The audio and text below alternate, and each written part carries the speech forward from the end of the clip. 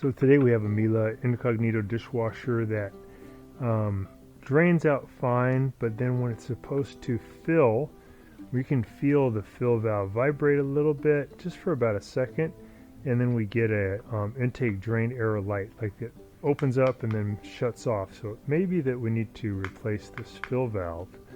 Just to show you guys, let's see if we can start a cycle here. So we activated the cycle, and it's just going to drain for a second. I'm holding this under my hand. This is located outside, but you can hold this underneath your sink and just feel if it vibrates. So right now during the drain cycle it isn't vibrating, but in about 30 seconds you should feel a vibration, and then you should have water come in to your dishwasher. In our case it does come in for about a second and then it shuts off. We get the, yeah, you could hear it start and we get the error light right away. So I think maybe the intake valve needs to be replaced. So we're going to unplug the dishwasher and we're going to turn off the water. We're going to disconnect the water. This is just hooked up to my water heater drain line directly, but I'm just going to disconnect that, and then I'm going to be replacing this piece. So to do this job, you don't have to do this outdoors, or you don't even have to remove this from your cabinet, because this is probably underneath your sink. So you can just shut off the power and undo the water line coming to this one. And the things you need for this job would be a kind of a cheap, about a $25 fill valve, generic fill valve. We'll put a link in the description below. And just a few tools, just a standard head screwdriver, some kind of pliers, maybe vice grips would be good. These are diagonal pliers for cutting. And you need some pipe tape, Teflon pipe tape, and some wire strippers with a crimping tool, and also a brass elbow. This is a used one, it came off of a dishwasher. We'll put one of these in the description below too. So we also need a couple of these spade connectors. They're going to go on to you can bring power to the new fill valve. You can get these at a hardware store. The insulated ones are even better, where they have a plastic cover over them. So first thing, we got it unplugged again. We're going to crack into this one. I'm going to use a standard head screwdriver to pry this apart. Some of these have a Phillips head screw going in here, but this one's just opened by prying it apart. There we go. It's going to give us access to the old fill valve. One thing you can also check if you have a situation where your Miele is not filling is you can look in here and make sure that there's no junk caught in this filter back here. But it's very often not the case. More often this thing here, this is a double fill valve, fails, and that's what happens to most of these Miele dishwashers. This one's about 20 years old and this has never been replaced, so probably what's going on is this thing is just not able to open up anymore to let in all the water, and then the computer gets mad and fires the code up.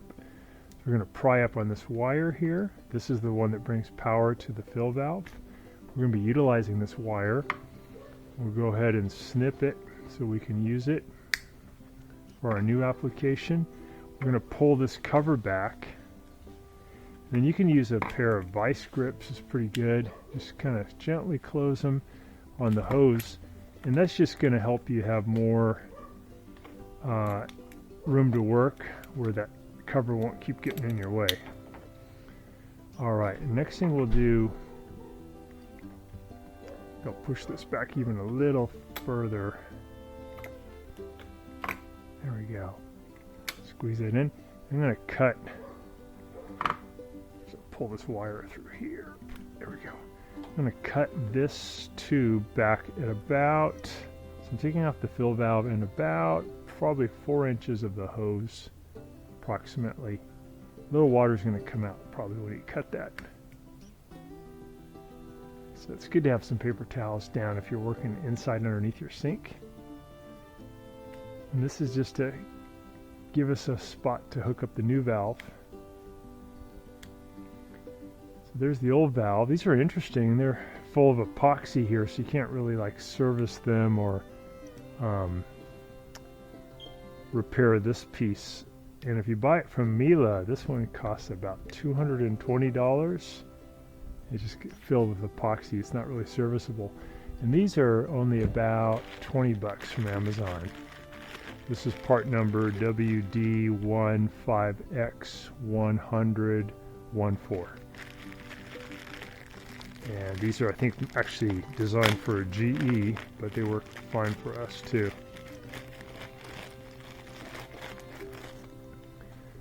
That out, and we're going to utilize from our old fill valve the spring clamp. That's this thing here that we can use to squeeze down, and we just need a pair of pliers to pinch in on this and pull this off.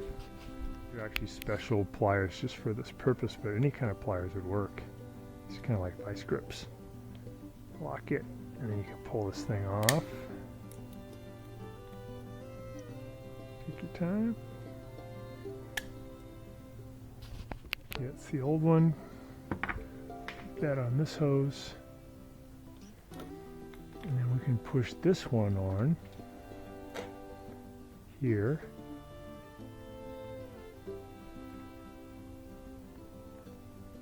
It's kind of push and twist. You can put a little liquid detergent on that yellow plastic first. It does make it easier to go on. Okay, that's seated all the way, and then we're going to close this hose clamp again and push it up there to give us a nice watertight seal.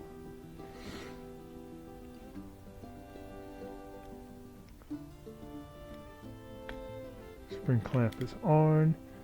Got it. So now we're going to just work on this to expose these wires, and we're going to give you guys a little light here. We're going to just cut in the middle, separate them, and we want to strip the wire back by probably about 2 or 3 inches.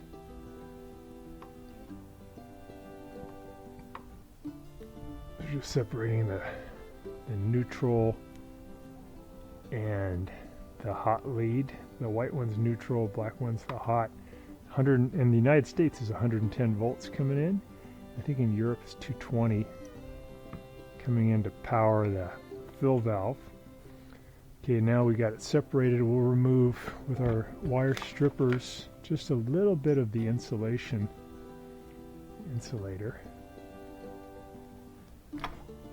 Just about 1/4 inch is good. Do it on the other side. And when you hook these wires up onto your fill valve, either wire can go onto either of these terminals, black or white, doesn't matter. Alright, we're going to go ahead and splice these in.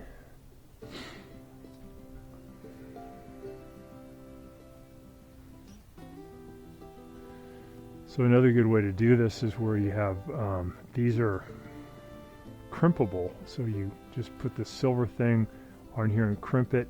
In this case we're going to splice these 2 wires together. I ran out of the crimpable ones.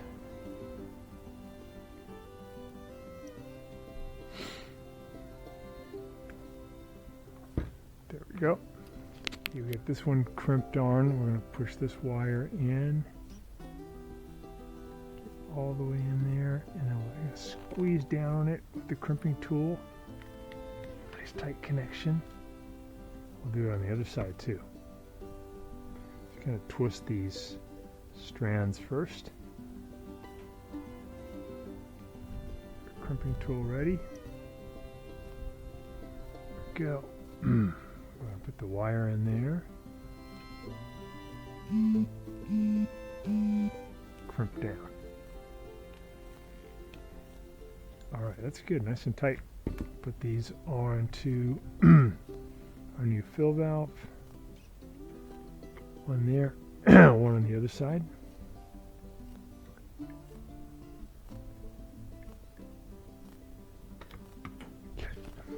Always thought it'd be fun to see what's inside this enamel, so we're going to put this under 8 tons of force and kind of crack it open. Our press. There. 8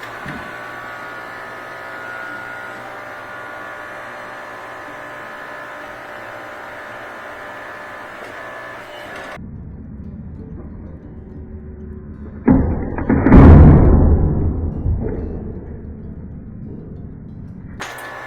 go.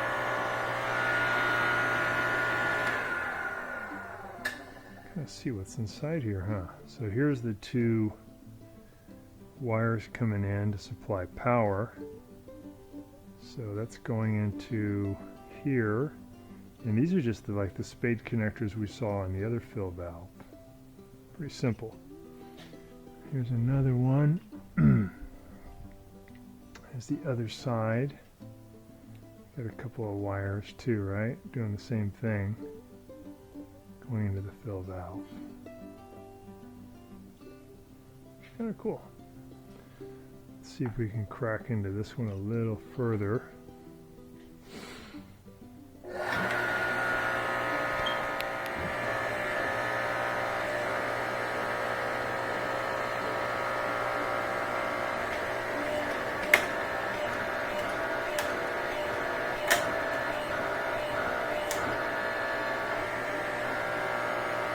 Starting to come apart.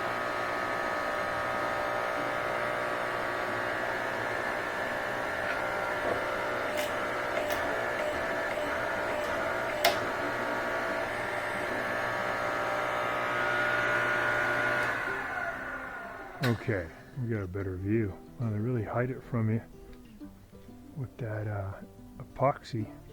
Yeah, but it's just a regular old fill valve, just like the one we're putting in. Same concept. They just have two of them. It's kind of redundant. They share a water line, but it's the same basic critter that we're putting in right now. Just really want to disguise that for some reason.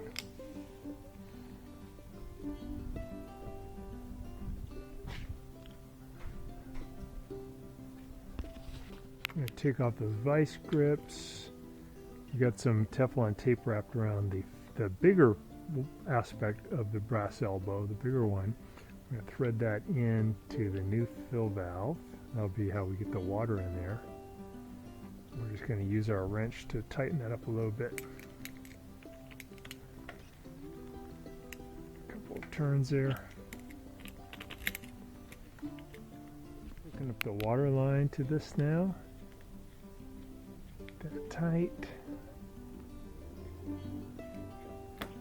These compression fittings, so you don't need any Teflon tape on these. Just get it nice and tight. Maybe turn it with the wrench a little bit. I'm going to hook this up to an outside hose just for today. This is again hooked to my water heater, so it's nice and hot water coming in. Hook that up, get it tight, and we're going to go and give this a test. Power we have on the water, see if it's any different. Pick a cycle.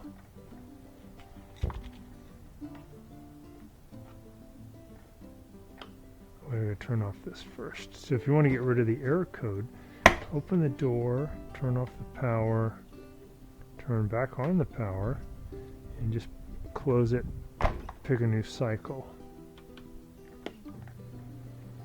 Alright, let's see what happens. So, it's draining good. We'll see if it fills after it finishes draining. So if you have this kind of arrangement, don't touch these two at the same time because they have 110 volts. I'll cover that up with some electrical tape. I'm just going to hold on to see if I can feel it vibrate.